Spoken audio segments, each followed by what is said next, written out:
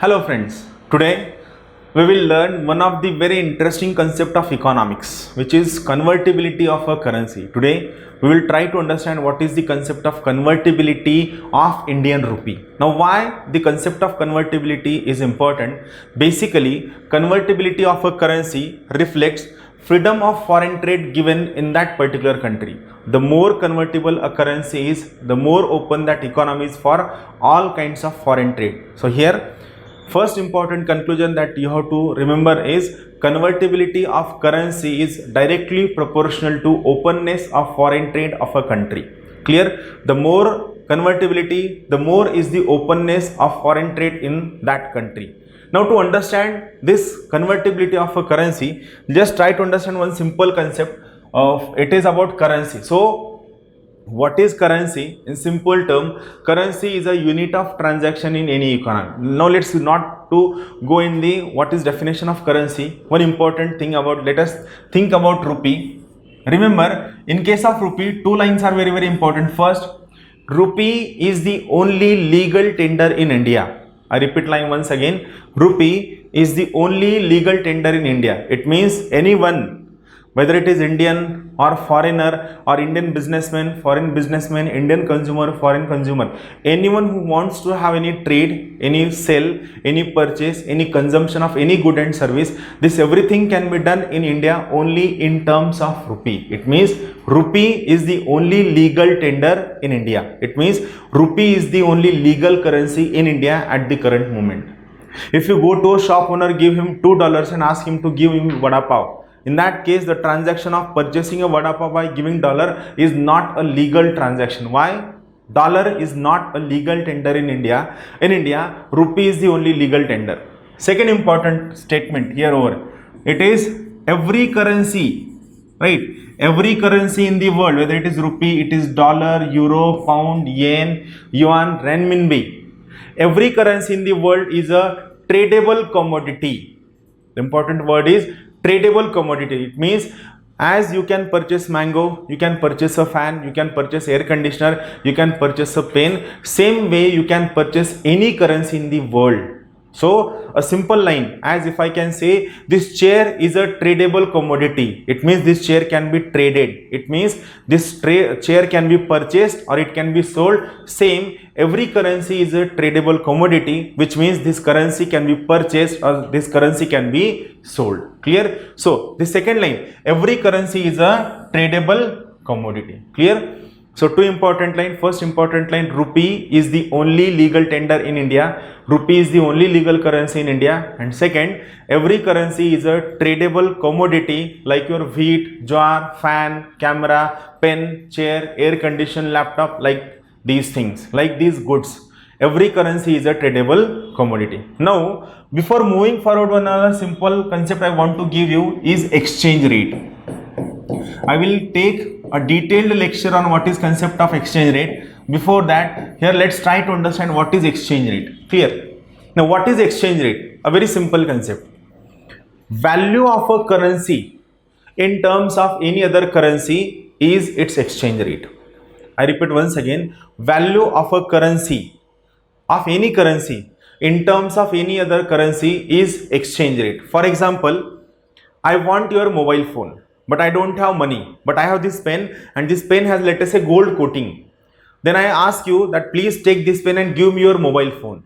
Here we traded or we exchanged your mobile phone in return for what? In return for this pen. So this exchange of phone with pen is exchange rate. It means one phone is equal to one gold plated pen. This is plain exchange rate. Same way, if you go to a particular bank, you have dollars in your hand. Dollars that you earn or dollars that you got from YouTube payment or dollars that are being earned by your friend and he gave you as a gift, any source of dollar. You have dollars in your hand. Now you go to a bank and you ask that bank wala that please take this dollar and give me the amount of rupee that I can take from in return for this dollar. When you go to that bank wala, you give him, let us say, $1 and he will give you, let us say, 70 rupees. Then this is exchange rate. It means here value of $1 is equal to value of 70 rupees. Clear? Value of $1 is equal to 70 rupees. It means value of a currency, that is dollar, in terms of any other currency in rupee is called as its exchange rate. It means you are getting exchanged your currency in terms of dollar, that is for $1, for when you give $1 you will get 70 rupees, or the other way, if you want $1 you have to give 70 rupees to the bank wala and he or she will give you $1. Clear? So this is exchange rate. Exchange rate can be decided in 4 ways. One is fixed exchange rate, that is also called as official exchange rate. Second is pegged exchange rate, when an exchange rate is pegged to a basket of currencies or a single hard currency. Third is floating exchange rate, when value of a currency is based on its demand and supply. It means when value of a currency is based on market forces of demand and supply, it is floating exchange rate. And last one is pegged float, which is also called as dirty float, or which is also known as managed float. What are these types of exchange rate? We will have a detailed lecture. Here our purpose is to understand convertibility, so let's not go in details of those 4 exchange rate. Here we will focus our attention to what is convertibility of a currency. Now here simple, I hope you have got the meaning of exchange rate. A simple meaning of exchange rate: value of a currency in terms of any other currency is exchange rate of this currency in relation to the currency where we are comparing this exchange rate. Clear? Or it can, this exchange rate can be applicable to any other commodity. You go to a market and you give a person, let us say, 1 bag of jowar and he is giving you 2 bags of wheat. Then this is exchange rate of wheat and jowar. For 1 bag of jowar you are getting 2 bags of wheat. So it is plain exchange rate. So value of a currency in terms of any other currency is called as its exchange rate. Now exchange rate can be decided in many ways, but here for this particular conceptual lecture we have to focus on only 2 types of exchange rate. One is official exchange rate and second is market based exchange rate. First one, official exchange rate. What is official exchange rate? When a currency's exchange rate is decided by central bank of a country. In case of India, it is decided by Reserve Bank of India. It is called as official exchange rate. I repeat once again, when exchange rate of a currency is decided by central bank of a nation. In case of India, it is Reserve Bank of India, or in case of America, it is Federal Reserve. Then that exchange rate is called as official exchange rate. First concept. Now here one important analytical line you should know. Always this official exchange rate favors the economy or trade or all other aspects of that nation. A country's central bank always try to maintain an exchange rate which is more favorable to that country's balance of payment. I repeat the line once again. A central bank of a country always try to maintain an exchange rate which is always favorable to economic condition or balance of payment or foreign trade of that nation. It is official exchange rate. Second is market based exchange rate. Whenever exchange rate of a currency is decided by its demand and supply, it is market based exchange rate. Whenever exchange rate of a nation is decided by its demand and supply, it is market based exchange rate. It is also called as, in simple term, it is also called as floating exchange rate. Floating. Like for example, if there is more and more foreign investment coming in India, this more and more foreign investment which is coming in India, these foreign dollars or foreign euro or pound or sterling or yuan or yen, they are not legal tender or they are not legal currencies in India. They must be converted into Indian rupee. They must be converted into Indian rupee. So this excessive foreign dollar which is coming in Indian economy, it must be converted into Indian rupee. So these dollars will go to banks, they will deposit the dollars with the bank and they will demand rupee. Now this excessive dollar is demanding rupee. It means there is demand for rupee. And you know the principle, the thing or the service which has demand, it appreciates. Clear? Whenever there is shortage of food grain and there is more and more demand, shortage of food grain and more demand will lead to appreciation of that particular goods or service. Same is the case. Here it is more and more foreign dollar coming in India and this foreign dollar has started demanding Indian rupee. but simultaneously always a central bank prefer not to print new and new more currency. Why? This printed currency has an inflationary tendencies. So any central bank of a nation is not in favor of printing of currency, so it is more and more demand and it is less and less rupee. So this more and more dollar running behind less and less rupee, it will lead to appreciation of Indian rupee. It is floating exchange rate. Or second case, when there is no demand for rupee and whatever foreign investment is there in India, this foreign investment wants to leave India, this foreign investment which is there in the form of rupee, this rupee will demand dollar. Now this more and more rupee is running behind less and less dollar. So this rupee is running behind dollar, it means this rupee is demanding dollar, there is more and more demand for dollar, and when there is demand for dollar, dollar will appreciate. So dollar will appreciate, it means rupee will devalue or rupee will get depreciated. So this is very plain concept. Whenever exchange rate of a currency is decided by its demand and supply, it is called as market based exchange rate, or it is also called as floating exchange rate. Three simple line. First, exchange rate, value of a currency in terms of any other currency is exchange rate of a currency. It can be decided in many ways, but for our understanding, here we will try to understand simply two concepts. One is official exchange rate, which is decided by central bank of a nation and which always try to favor the foreign trade and balance of payment of that nation. And second, market based exchange rate, which is decided based on demand and supply to that currency, is a market based exchange rate. Clear these two simple points? Now we'll go for the concept of convertibility. Very interesting concept. And first we'll try to understand what is definition of convertibility. A very simple definition. I know you won't get this definition very easily unless and until I give you the example of this entire convertibility concept. See, freedom of the holder of a currency. Which currency? Domestic currency. Let us say Mahesh Shinde. Mahesh Shinde has a domestic currency. What is domestic currency for Mahesh Shinde? For me, domestic currency is rupee. I have a lot of rupee in my hand.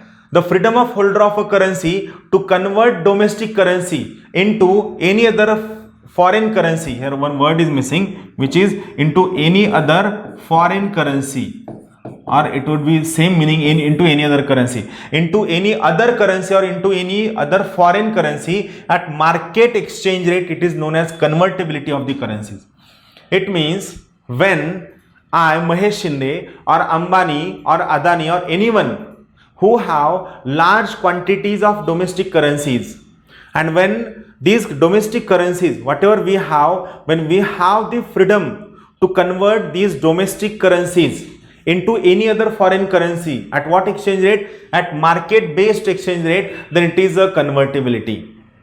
It is a convertibility. Clear? So this is one simple concept of convertibility. Now we'll get this first hand example when we try to understand its mathematical example. Very simple, very understanding. But here remember, when I have freedom, there are no restriction on me to convert my rupee into dollar by going or by visiting a bank, then I have full convertibility.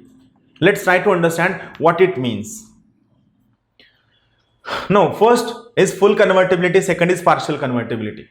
We'll try to understand these two things first. First, what is full convertibility? Before that, let's go into what is the concept of convertibility, and then we will try to understand. Let us take this example. It is a very interesting example, an ideal example. We have to assume few things. What is those few things?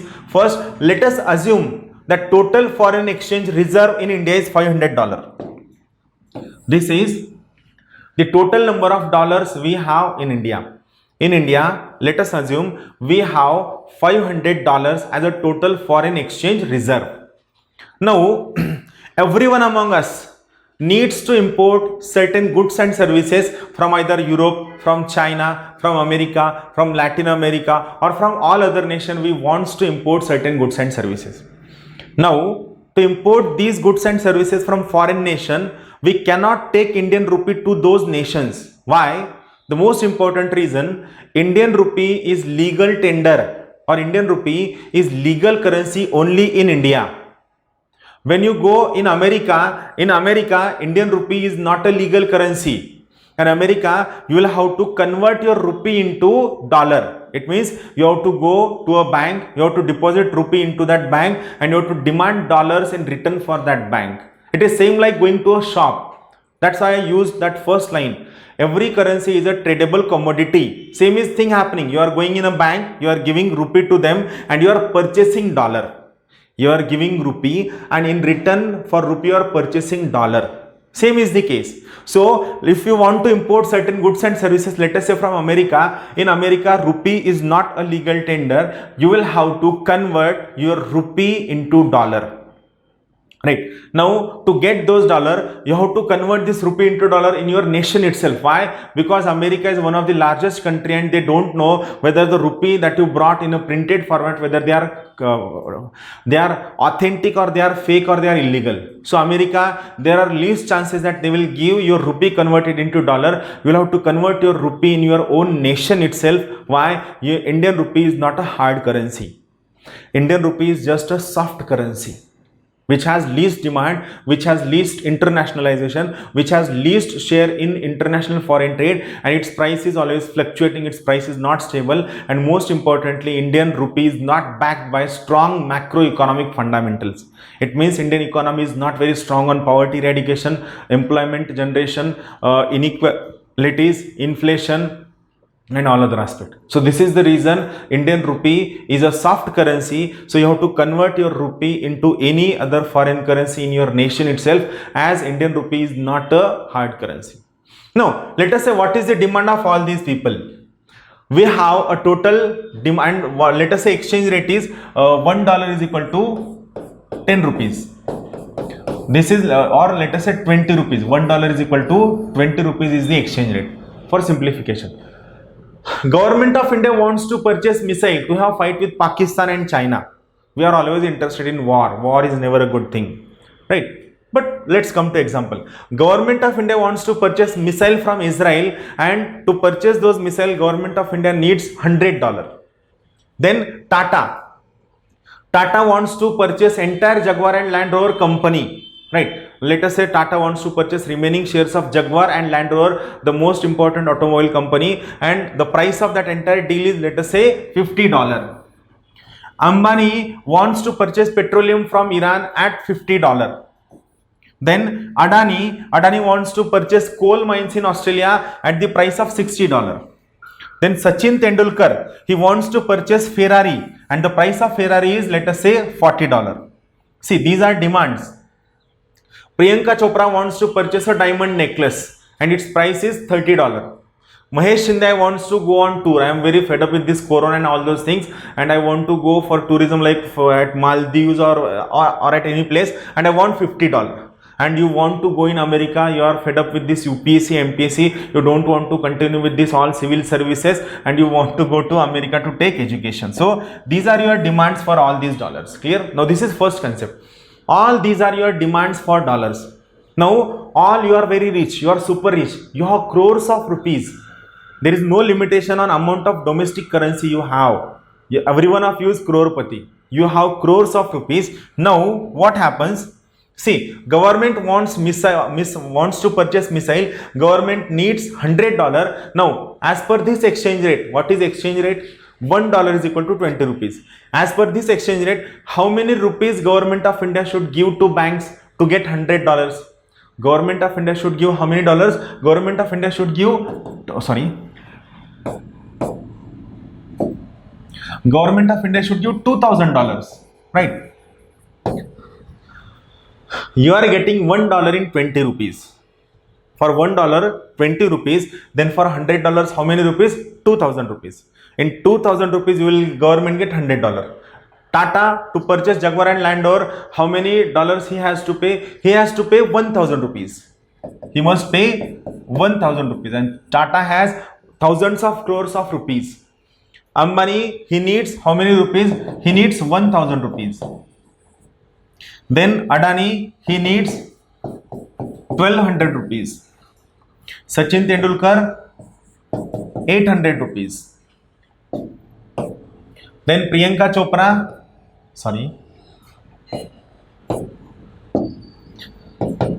600 rupees.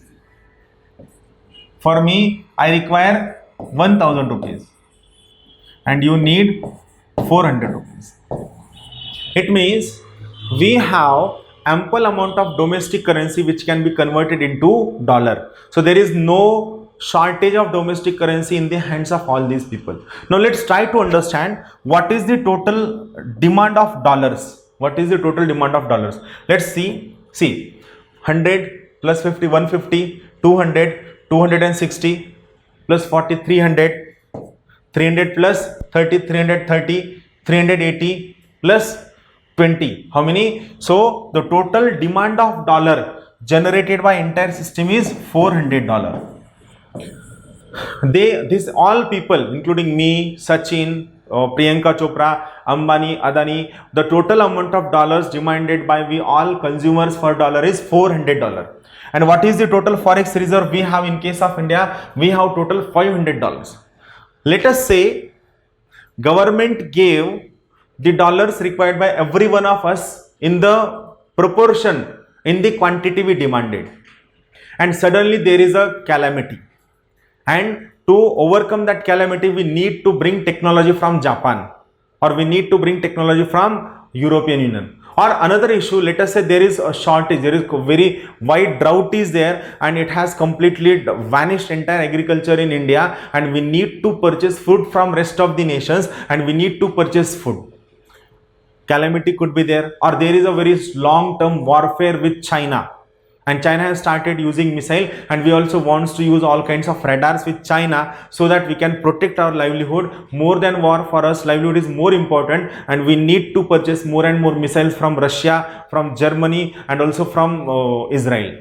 And to purchase those radar system, we need more and more dollars, because all the countries will not accept Indian currency, as Indian currency is not a hard currency.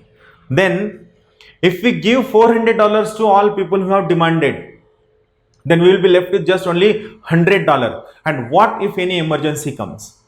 Clear? And we have this limited foreign exchange reserve, right? We have just only $500.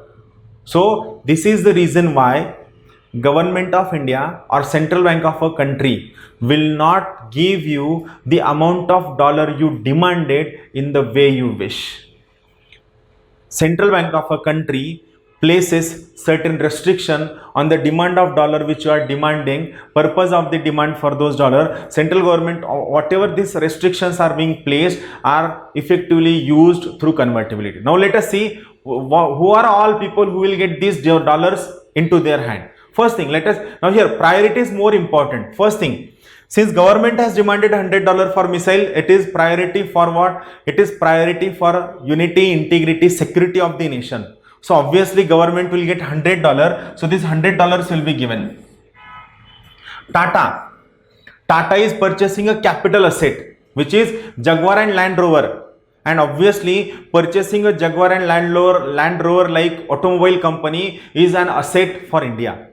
It will give us know-how, it will give us technology, it will transfer all patents of Jaguar and Land Rover, and most important, it will help in widening of automobile industry in the world for Indian footprints. So obviously government will give $50 to Tata. RBI will say yes, for purchasing asset we will give you $50 to Tata, obviously. Then for purchasing petroleum is one of the most important energy commodity, and government will say to Ambani, yes, we will give you this petroleum, $50 for petroleum, because you are building world's largest petroleum refinery in Jamnagar, which will generate employment, which will give more and more dollar by exporting petroleum, which will lead to research and development and innovation in petroleum industry, and most important, it will help in building infrastructure, and petroleum will be available at a cheaper price in India, which will help us in growing our energy dimensions and building our infrastructure.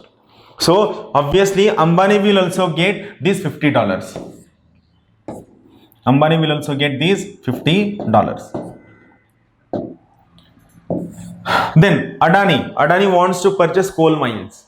Coal mines, very, very important for National Thermal Power Corporation and generating electricity through various thermal projects. So obviously this Adani will also get $60 for purchasing these coal mines. So these four are the very, very important priorities. Now comes Sachin Tendulkar. I know Sachin is your favorite, and You will support that Sachin should get for how many dollars? $40 for purchasing Ferrari. Sachin must get $40. Also, you will feel, I know many of you supporters will say that Sachin should be given this Ferrari by Government of India. Government of India should purchase Ferrari and give to Sachin. But it is your behavioral dimension. Economics speaks different aspect. Now here see, Ferrari. Tell me, Ferrari is a capital good or consumeristic good? What is meaning of capital good? A capital good is a machinery or a tool which is used for producing which is used for producing certain goods and services as a capital good. For example, purchasing Mercedes-Benz truck is a capital good. Purchasing a JCB is a capital good. But purchasing Ferrari, it is not a capital good. Sachin is not going to start Mumbai cab taxi with use of this Ferrari. So this Ferrari is not a capital good. Here remember, this Ferrari is a consumeristic good, and Reserve Bank of India will say that we do not allow full convertibility for consumeristic good. Dear Sachin, this year we will not give you $40. We will give you $40 in installment. Like in first year, we will give you $10. In next year, we will give you $15, and last year we will give you $15.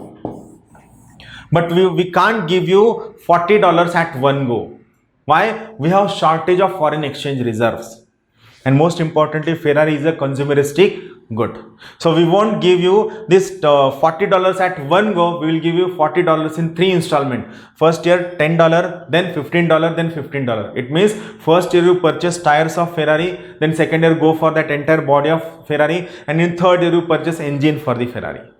It means you are not allowed to, whatever currency, domestic currency you have, you are not allowed to convert your domestic currency into foreign currency on account of shortage or limitation or limited foreign exchange reserve. It means there are restrictions in conversion of your domestic currency into foreign currency. Same is the case about Priyanka Chopra. Priyanka Chopra wants to purchase this necklace, diamond necklace for $30, but most importantly, this necklace is a consumeristic thing. It is not a capital good. So first year, let us say there will be restriction. First year $10, then 10, then 10. Then about me, I want to go to Maldives for vacation, but government will say this vacation you are having is not of any good for Government of India. So first year will give you just only $5. Go to platform, purchase a platform ticket. Next year will give you remaining dollar. Clear? So this is about, I am not getting, but what about education? You are going to education, you are building a human capital. So government will definitely give you $20. Clear? So it clearly shows that Priyanka Chopra, Mahesh Shinde and Sachin Tendulkar, these 3 people were not allowed to convert their domestic currencies into any other foreign currency. There were restrictions. Why? Because the goods they were importing were consumeristic good, they were not capital good, they were not generating employment, so there were restriction, but for all other people restrictions were not there. Now what is the benefit which government is getting? Government is saving almost how many dollars? It is here, it is $40 plus 30 70 plus 50 120. It means government will have in spare almost $180, right? And government can manage the emergencies in those $180. It means whatever amount of domestic currency you have, this entire domestic currency is not allowed to get converted into any other foreign currency. There are limitations, and these limitations are there to protect the limited foreign exchange reserves in India. So this is the most important basic concept about convertibility. Clear? Now come to definition. Freedom of the holder of a currency, like me, then all other people are holders of a domestic currency. Freedom of the holder of a currency to convert domestic currency into any other foreign currency at market exchange rate is a convertibility of currency. Now few people were allowed to convert their domestic currency. It means they were allowed to go to a bank, deposit their money, their rupee into the bank and purchase dollars from the bank. They were allowed. It means they had full convertibility. But people like me, Sachin Tendulkar, Priyanka Chopra, they were not allowed to convert our domestic currency into foreign currency fully. So we had partial convertibility. We were not allowed, though we have large amount of domestic currency, but whatever domestic currency you have is not going to make any difference. You are not allowed to convert your domestic currency into any other foreign currency. You are not allowed. It means there are no full convertibility. There are restrictions on the exchange of your domestic currency with any other foreign currency. Clear? I hope you are getting the concept of convertibility. We are not allowed to convert this domestic currency into any other foreign currency. Now, what is meaning of full convertibility? When an individual or an institution is allowed to convert domestic currency into any other foreign currency at market rate without any restriction, at market exchange rate, rather I would use a word, at market exchange rate, then it is full convertibility. When your currency is getting converted into any other currency, it is a full convertibility at market rate. Second, partial convertibility, when you are allowed to convert your currency into any other currency in a proportion at two exchange rates. Two exchange rates will be applicable. One is official exchange rate,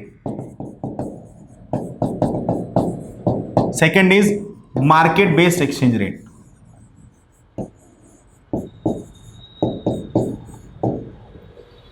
Clear? It means in full convertibility, your entire domestic currency is being converted into foreign currency at completely market exchange rate. Whereas in this case, in partial convertibility, your domestic currency is allowed to be converted into foreign currency at two exchange rates. One is official exchange rate decided by central bank of your nation, and second is market based exchange rate, which is based on demand and supply of your currency.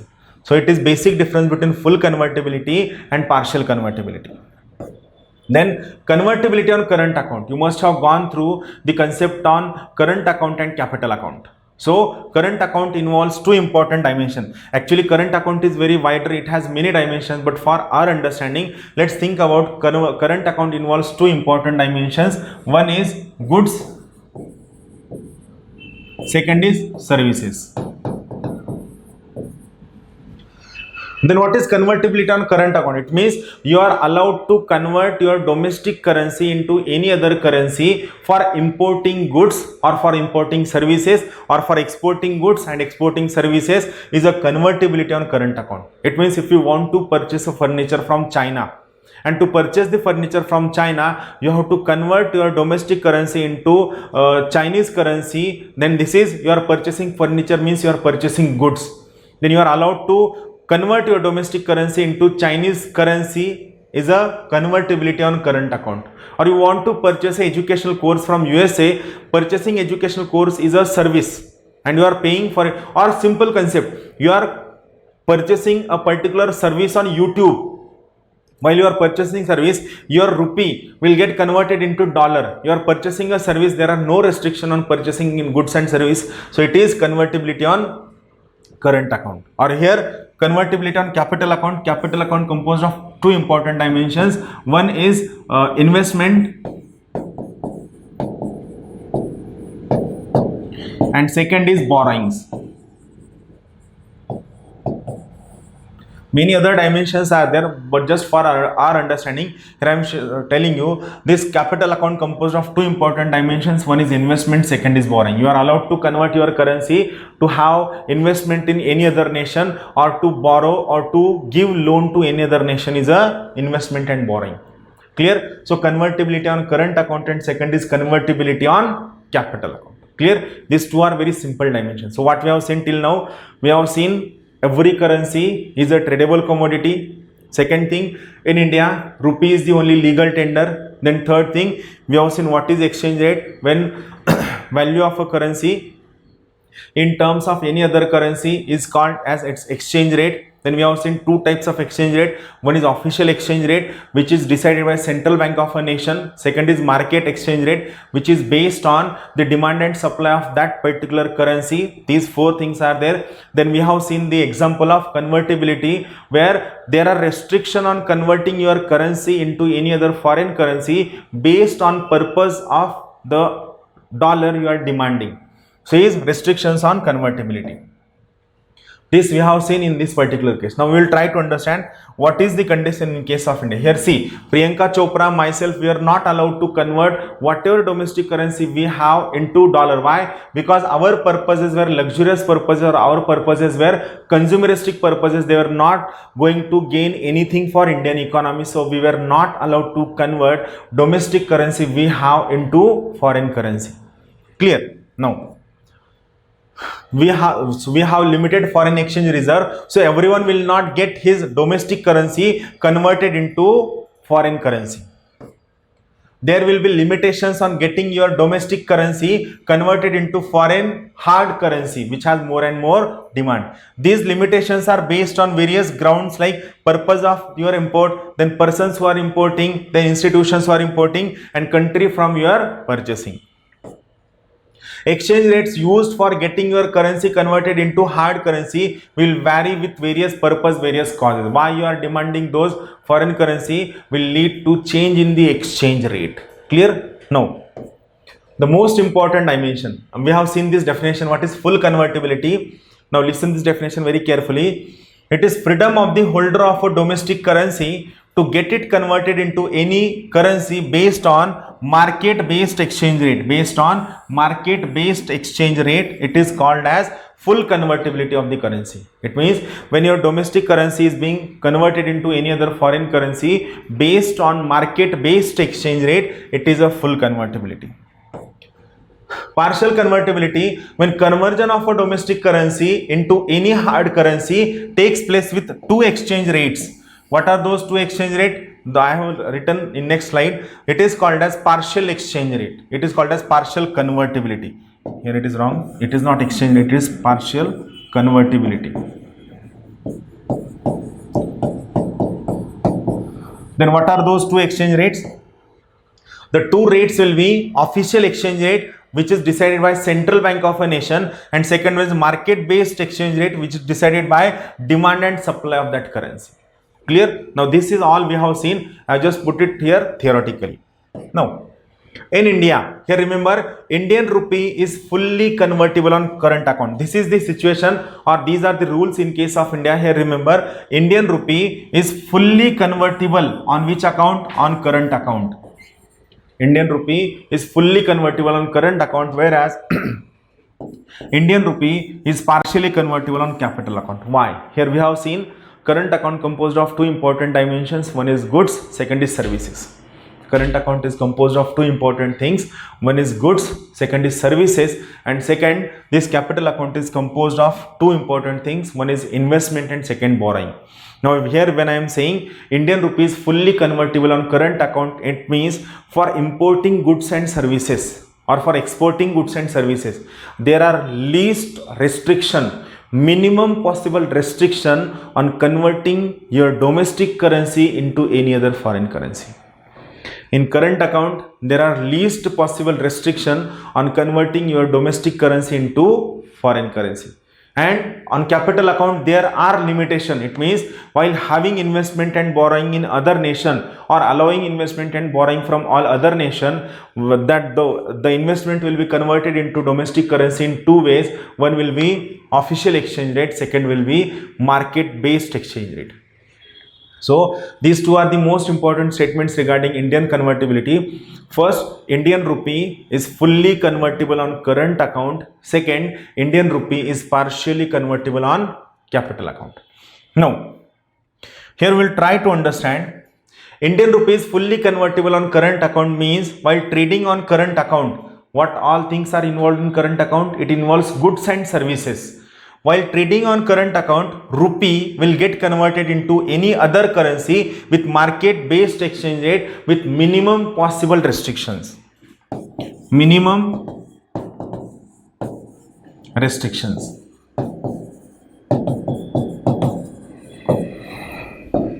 And why Indian rupee is partially convertible on capital account? This is the most important question. Now this question will try to address through a very important and simple diagram why Indian rupee is partially convertible on capital account. To address convertibility of Indian rupee, a very important committee was set up in 1992. It was Tarapur Wala Committee 1. Tarapur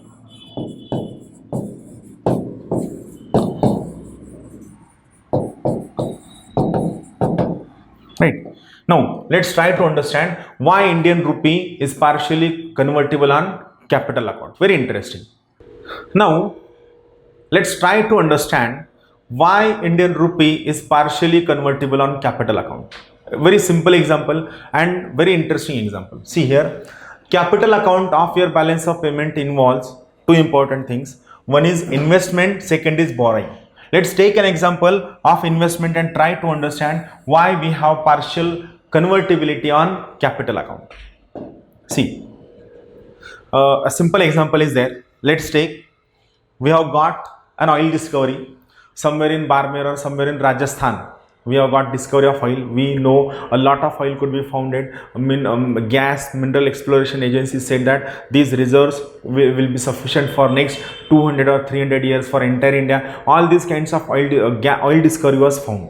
It was not discovered, but it was said that there could prospecting was there, and they said that this amount of gas could be found at this particular place. Now see, oil or crude oil or petroleum or natural gas is an energy commodity which has highest demand at the moment in the market, in the world. So when we have oil discovery in India, which is one of the most important long-term sustainable and profitable industry, more and more foreign investment will start coming in the India oil discovery, which is very profitable industry. So to invest into oil industry, more and more foreign companies will come in India for investing in Indian oil industry. More and more foreign investment will come. Both FDI as well as FII will come. I will explain you in next lecture what is meaning of FDI and what is FII. FDI stands for foreign direct investment and FII stands for foreign institutional investment. Now both is coming, FDI as well as FII, both investments are coming in India. Now let us say British Petroleum is one of the very important company which wants to invest into Indian oil industry. They came in India with a huge amount of foreign funds, huge amount of dollars, pounds. Now first thing, in India only rupee is the legal tender. British pound or American dollar is not legal tender in India.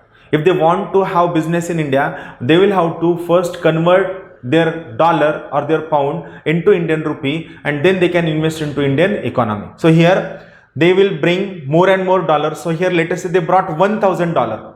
They brought $1,000. Now one important thing, basically every country puts very least amount of restriction on inflow of investment.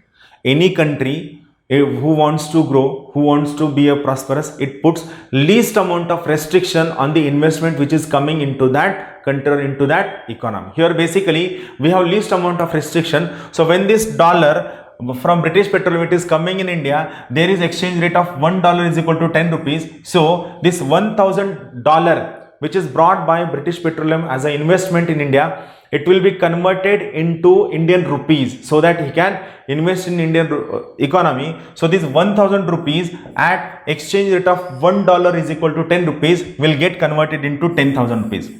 Now he will invest this 10,000 rupees in exploration of that oil, in constructing various petrol pumps, in constructing petroleum storage tanks, and he will start selling the petroleum in India. He will start selling petroleum or all other diesel or all other related things in India. His investment started earning profits. This 10,000 rupees has started earning profit for British Petroleum. Right. Now he started earning profit. Now let's see what is his profit. Let us say in first year he earned 2,000 rupees. Since he invested in India in terms of rupee, he is getting profit in terms of rupees only, right? Whether it is an Indian company or foreign company, when you go to fill your tank with petroleum, do you go with dollar or you go with rupee? You go with rupee. Why? In India, rupee is only legal tender. So British Petroleum, though it is a foreign company, it invested in India and it started investing in India in terms of rupee. So the British Petroleum will get profit in terms of rupee only. In first year, British Petroleum earned 2,000 rupees. In second year, its profit was 3,000 rupees. In third year, its profit was 4,000 rupees. First year, 2,000 rupees. Second year, 3,000 rupees. And next year, 4,000 rupees. And then next year, its profit was 5,000 rupees. Its profit was 5,000 rupees. Now, This is the profit of British Petroleum in terms of rupee. But this rupee is not a legal tender in America.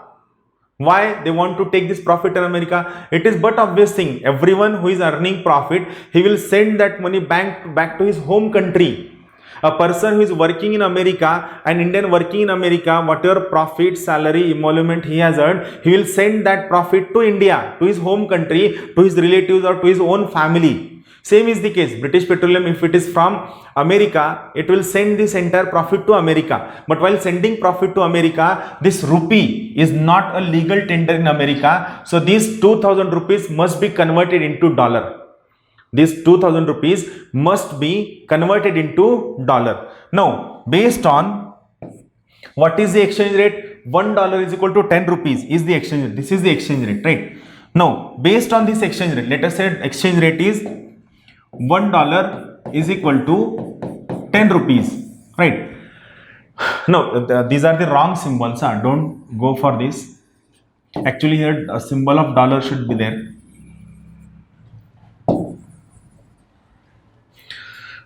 Now, exchange rate is $1 is equal to 10 rupees. It is the exchange rate. Let us say. Now, this British Petroleum BP has earned 2000 rupees. When these 2000 rupees are converted into dollar based on this exchange rate, how many dollars that British Petroleum will get? For if in one he will getting $1 for 10 rupees. British Petroleum is getting $1 for 10 rupees. Then how many dollars that company will get? It will get almost $200 for the profit of 2000 rupees, and it will take it to USA, its home country. For 3000 rupees, it will get how many dollars? It will get $300. Again, it will take it to USA. Third, for 4000 rupees profit earned, it will get $400 and it will be taken to USA. Now here, for 5000 rupees, it is expected that he should get how many dollars? He should get $500 and his profit is getting. But due to certain unexpected conditions, due to anything, rupee devalued due to some unexpected circumstances, and rupee has devalued to $1 is equal to 100 rupees. See, earlier you are getting 10 rupees in $1. Now here you are getting 100 rupees in $1. See, when we say the Spain's value has gone down, in earlier cases you are getting just $10. In earlier cases you are getting just $10 in, you are getting 10 rupees in $1. You are getting 10 pen in 1 rupee. Now you are getting 100 pens in 1 rupee. It means the value of pen has gone down. Same is the case here. You are getting 100 rupees in $1. It means your currency has devalued. Now, if we apply the same currency, same exchange rate to this condition, then tell me how many dollars he will take home. See, he has earned 5000 rupees as a profit. His profit has increased, but in India, exchange rate has devalued. So on the account of this devaluation, he will get how many dollars? He will get just only $50 to take USA. See, he is working very hard. His business is going on very well. His profit is increasing in terms of rupee. Everything is very fine. But when he wants to take this profit in terms of rupee to his home country, in this case, he is able to take just only $50 to the USA. Right? His profit is 5000 rupees, but due to exchange rate, this 5000 rupees has converted into just only $50. Then tell me, due to this devalued exchange rate, is it profitable to continue investing in India? No, it is no more profitable to continue investment in India, and this foreign investor will take away entire investment out of India, and this will lead to flight of capital. Clear, obvious, it is very, ये simple सी बात है कि अगर मुझे यहाँ profit, मैं काम कर रहा हूँ, मुझे रुपीज में प्रॉफिट भी उतना ही मिल रहा है, मुझे लॉस कहीं भी नहीं हो रहा है, बट जब मैंने कमाया हुआ रुपया घर लेके जाना चाहता हूँ, by converting it into my own domestic currency, I am getting very less amount of dollars. Then why would I continue in India when I am getting less amount of dollars? So basically here it is, he wants to leave India, and this will lead to flight of capital. Now in this case, the profit of foreign investor is increasing in terms of Indian rupees, but while taking this profit to their home, they will have to convert it into their own currency. On account of devaluation of Indian currency, though their profit in Indian rupee has increased, but they will be taking less dollar with them. They will be taking less dollar with them. Why? Because Indian rupee has devalued and they are getting less and less dollar in conversion to rupee. This reduced amount of dollar will disincentivize them. They will feel India is not a good or India is not a proper profit destination.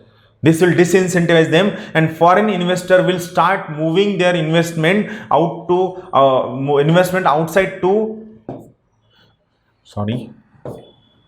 will start moving their investment outside to any other profitable destination, and this will lead to what? This will lead to what? They will start taking their investment to any other profitable destination. Why? They don't want to continue investment in India. Clear? Now see here, what is the scenario? Here their profit is good, they are getting more money, but when they are taking this money with them at the home, they are not getting good profit, they are at a loss. So in this case, let's try to imagine two cases are there. What are those two cases? First case 1, when Indian rupee is fully convertible on capital account. When Indian rupee is fully convertible on capital account. Now see, when Indian rupee is fully convertible on capital account, in this case that person is allowed to convert his domestic currency into any other foreign currency at market rate. He is allowed to convert his domestic currency into any other foreign currency at a market rate. In this situation, investor will take away his entire investment at one go, and in full convertibility, investor has a chance to convert all domestic currency into any other currency at market rate. This will lead to flight of capital, most important concept. This will lead to flight of capital. Now same thing in terms of mathematics. See, now let's imagine of last year. What is the case? That person has 10,000 rupees in his hand in terms of investment. This was his investment, and this 5,000 rupees is his profit, isn't it? It is his profit. Now he don't want to continue in India, and if India had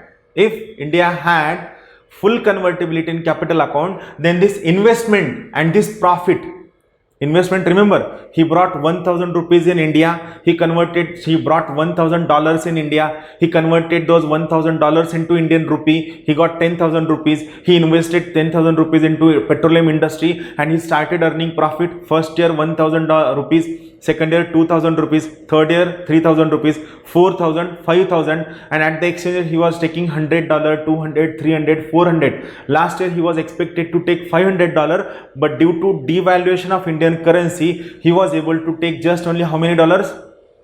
Just $50. So this disincentivized him, and he wants to take away entire investment out of India. So how much investment he can take away out of India? Let us see. Now this 10,000 rupees at market exchange rate. What is market exchange rate? It is $1 is equal to 100 rupees. So he will take how many? He will take $100, and here he will take how many? $50. So it is a solace, it is a just comfort for him, and he will be content with it, and he will take away this $100 and he will take away $50, and it is called as flight of capital. If India has full convertibility on capital account, this situation would have led to flight of capital, and all investment will go out of India. It is not about single investor, it is about all investors in various sectors of Indian economy which will bear the brunt of devaluation of Indian currency, and they will move their capital out of Indian economy. Now case 2, when Indian currency is partially convertible. Just try to remember this chart, just try to remember, right? I will coming to case 2. Now case 2, when Indian rupee is partially convertible on capital account. Here, the investor's money which is available in domestic currency. Why available in domestic currency? He converted his dollars into rupee. So the investors have in his hand rupees.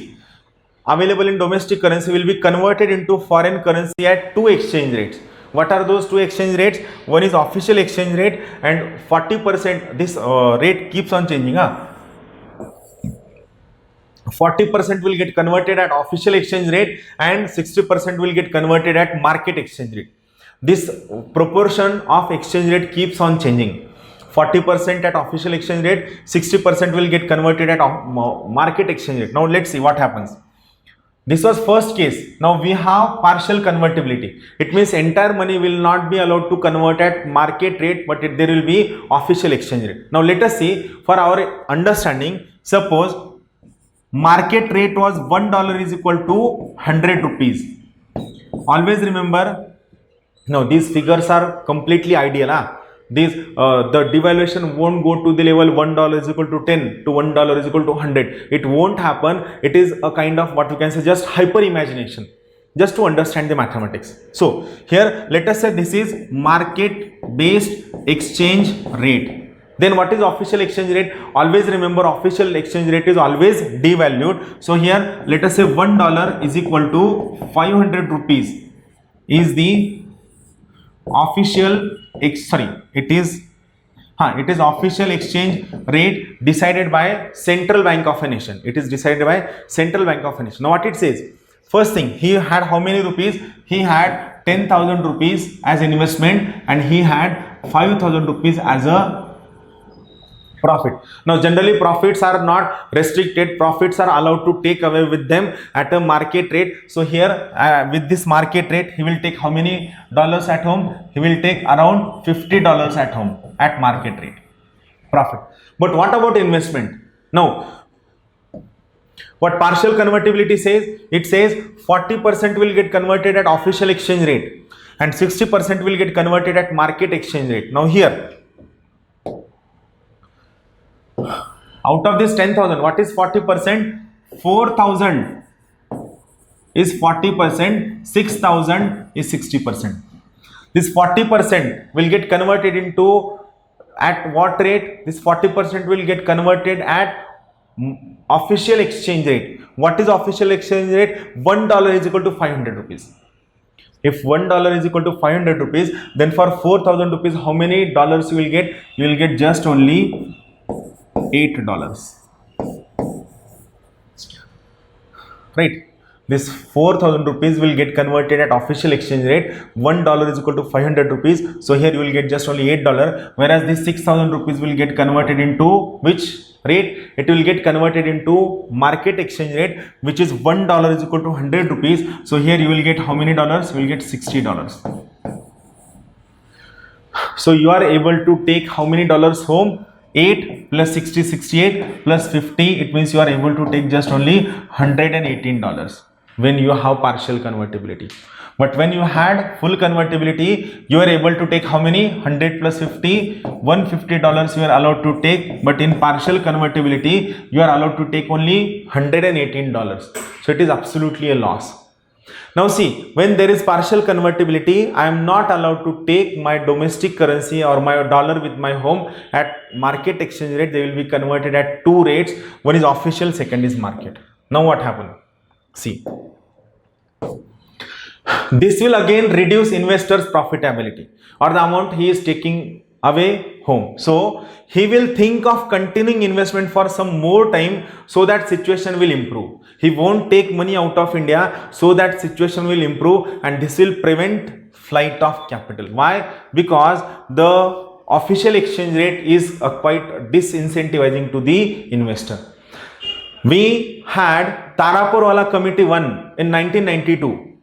Taraporwala Committee 1 recommended that we should go for full convertibility on capital account. Full convertibility means when you are allowed to convert investment and borrowing at market exchange rate in 1997. But in 1997 we had East Asian financial crisis, and we said Indian economy is not that mature to go for full convertibility on capital account. So we said not to go for full convertibility on capital account. Again we had Taraporwala Committee 2 in 2002 to make Indian currency fully convertible on capital account, which gave a roadmap to make Indian currency fully convertible on capital account by 2009. But again in 2008 there came subprime mortgage crisis.